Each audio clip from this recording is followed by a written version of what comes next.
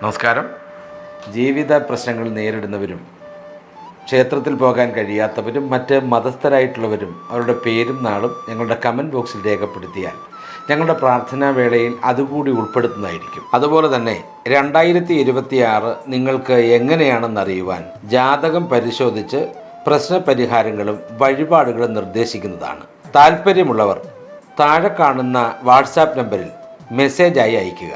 നേരിട്ട് വിളിക്കാതിരിക്കുക. പ്രത്യേകം ശ്രദ്ധിക്കുക, ഒരു നിശ്ചിത ഫീസ് ഈടാക്കുന്നതാണ്. ദോഷപരിഹാരത്തിനായി അത്ഭുത ഫലപ്രാപ്തിയെ തരുന്ന യന്ത്രങ്ങളും തയ്യാർ ചെയ്ത് നൽകുന്നതാണ്. ധനത്തിനായി ധനലക്ഷ്മി യന്ത്രവും, ദാമ്പത്യവശത്തിനായി ബാണേശി യന്ത്രവും, സർവ ഐശ്വര്യത്തിനും ദോഷശാന്തിക്കുമായി മഹാസുദർശന യന്ത്രവും, ശത്രുദോഷത്തിന് ബഗിളാമുഖിയും, സർവജനവശ്യത്തിനായി അശ്വാരൂഢവും, നവഗ്രഹ ദോഷങ്ങൾക്ക് നവഗ്രഹ യന്ത്രവും തുടങ്ങി ഒരു മനുഷ്യ ജീവിതത്തിലെ സർവകാര്യ വിജയത്തിനായുള്ള സമസ്ത യന്ത്രങ്ങളും ഇവിടെ തയ്യാർ ചെയ്ത് നൽകുന്നതാണ്. താല്പര്യമുള്ളവർ ബന്ധപ്പെടുക.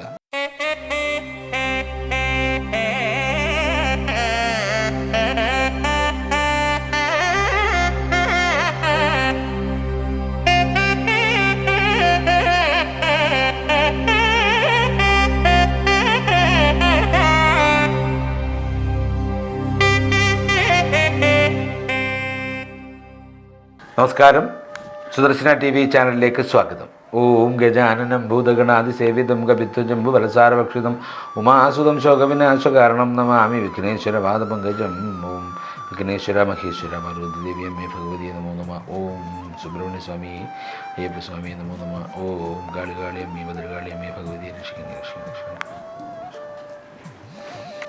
മംഗളാദിത്യ രാജയോഗത്തെക്കുറിച്ചാണ് പറയുന്നത്.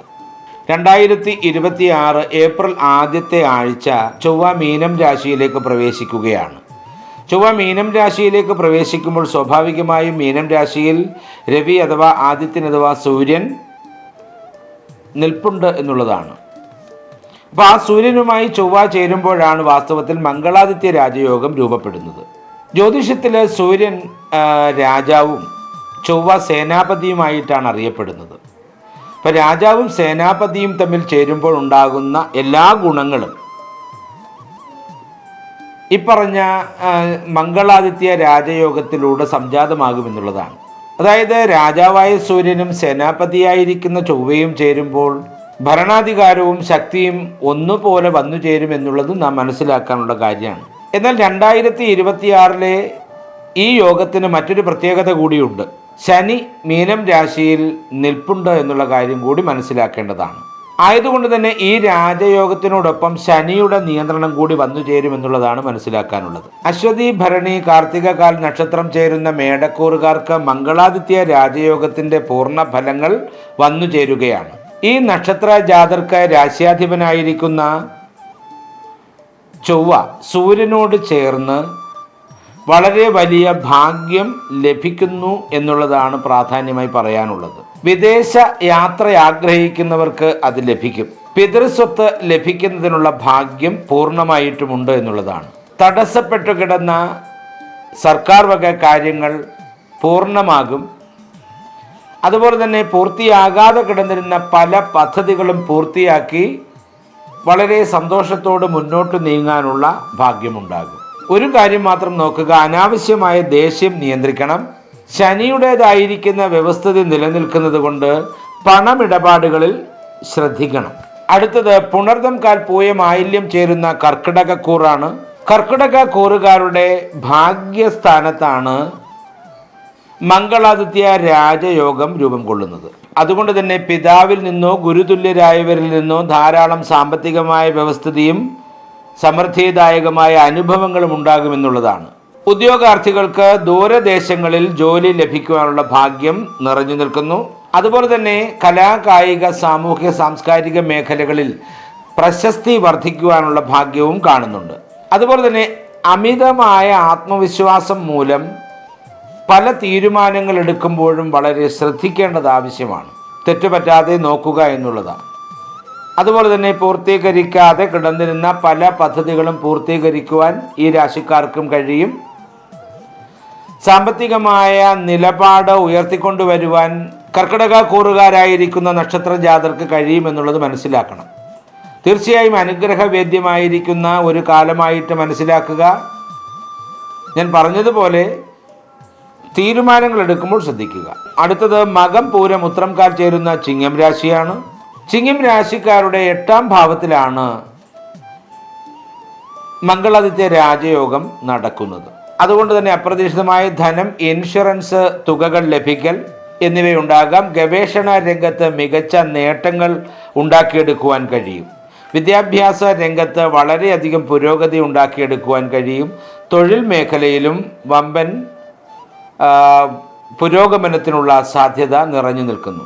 8ാം ഭാവത്തിലായതുകൊണ്ട് വാഹനങ്ങളൊക്കെ ഓടിക്കുമ്പോൾ വളരെ ശ്രദ്ധിക്കണം. അതീവ വേഗതയോ അതായത് ശ്രദ്ധയില്ലായ്മയോ പാടില്ല. തീർച്ചയായും ഭാഗ്യദായകമായ ഒട്ടനവധി അനുഭവങ്ങൾ മംഗളാദിത്യ രാജയോഗത്തിലൂടെ ചിങ്ങക്കൂറുകാരിൽ വന്നു ചേരും. വിദ്യാഭ്യാസപരമായിട്ടും കാർഷിക മേഖലയുടെ വ്യവസ്ഥകളിൽ നിന്നും അതുപോലെ തന്നെ വിദേശ വ്യവസ്ഥകളിൽ നിന്നുമൊക്കെ ധാരാളം ഭാഗ്യ അനുഭവങ്ങൾ ഉണ്ടാകുവാനുള്ള വിധി കാണുന്നുണ്ട്.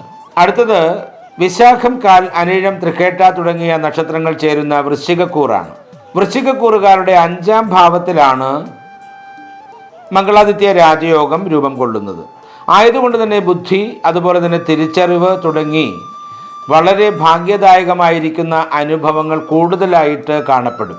സന്താനങ്ങളുടെ പുരോഗതിയിൽ സന്തോഷം കൊള്ളും. വിദ്യാഭ്യാസമായിട്ടുള്ള പുരോഗതിയാണെങ്കിലും തൊഴിൽ പുരോഗതിയാണെങ്കിലും അതുപോലെ തന്നെ മക്കളുടേതായിരിക്കുന്ന വൈവാഹിക ജീവിതത്തിൻ്റെ വ്യവസ്ഥകളുടെ പൂർണ്ണത നിലനിൽക്കുന്നതിലൂടെയൊക്കെ ആണെങ്കിലും ധാരാളം സന്തോഷം അനുഭവിക്കുവാനുള്ള വ്യവസ്ഥിതി കാണുന്നുണ്ട്.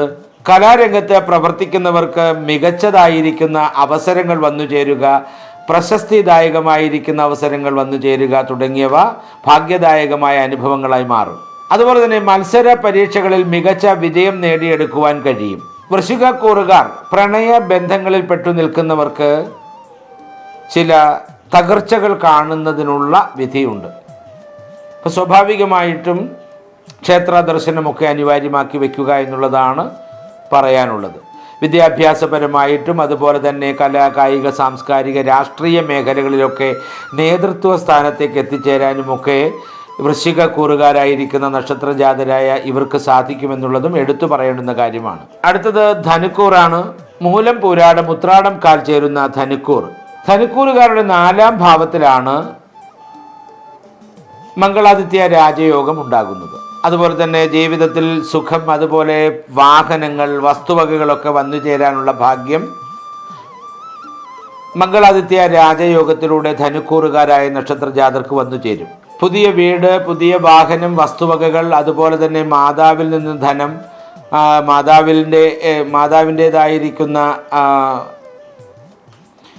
നിന്ന് ധനം തുടങ്ങിയവ വന്നു ചേരും. റിയൽ എസ്റ്റേറ്റ് രംഗത്ത് നിൽക്കുന്നവർക്ക് വലിയ ഭാഗ്യമുണ്ടാകുന്നു.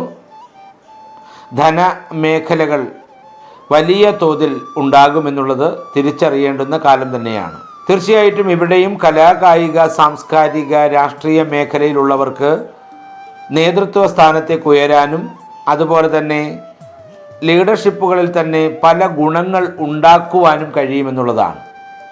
ബിസിനസ് മേഖല പൂർണ്ണമായും വളർത്തിയെടുക്കുവാൻ ഈ കൂറുകാർക്ക് കഴിയും എന്നുള്ളതും എടുത്തു പറയേണ്ടുന്ന കാര്യം തന്നെയാണ്. അതുപോലെ തന്നെ ഈ കാലയളവിലെ പൊതുവായ ചില മാറ്റങ്ങൾ കൂടി പറയുന്നു. അധികാര സ്ഥാനങ്ങളിൽ ഇരിക്കുന്നവർക്ക് കർക്കശമായ തീരുമാനങ്ങൾ എടുക്കാൻ കഴിയും. സ്വർണം, റിയൽ എസ്റ്റേറ്റ് തുടങ്ങിയ മേഖലകളിലൊക്കെ വലിയ ചലനങ്ങൾ ഉണ്ടാകാനുള്ള വിധി കാണുന്നു. എഞ്ചിനീയറിംഗ്, പ്രതിരോധം തുടങ്ങിയ മേഖലകളിൽ പുതിയ കണ്ടുപിടുത്തങ്ങൾക്ക് സാധ്യതയേറുന്നു. അതുപോലെ തന്നെ ചില പരിഹാര മാർഗങ്ങൾ, ശനിയുടെയും ചൊവ്വയുടെയും ദോഷഫലങ്ങളെ കുറയ്ക്കുന്നതിനായിട്ട് തിങ്കളാഴ്ചകളിലോ ശനിയാഴ്ചകളിലോ മഹേശ്വര ക്ഷേത്ര ദർശനം അനിവാര്യമാക്കുക. പുറംവിളക്കും ധാരയും നേർച്ചയായി സമർപ്പിക്കുക. ദിവസവും രാവിലെ 21 തവണ മൃത്യുഞ്ജയ മന്ത്രം ജപിക്കുന്നത് വളരെ ഭാഗ്യദായകമാണ്. അതുപോലെ തന്നെ ഗ്രഹപകർച്ച സമയത്ത് നവഗ്രഹ പൂജ നടത്തുന്നത് വളരെ ഭാഗ്യദായകമാണ്.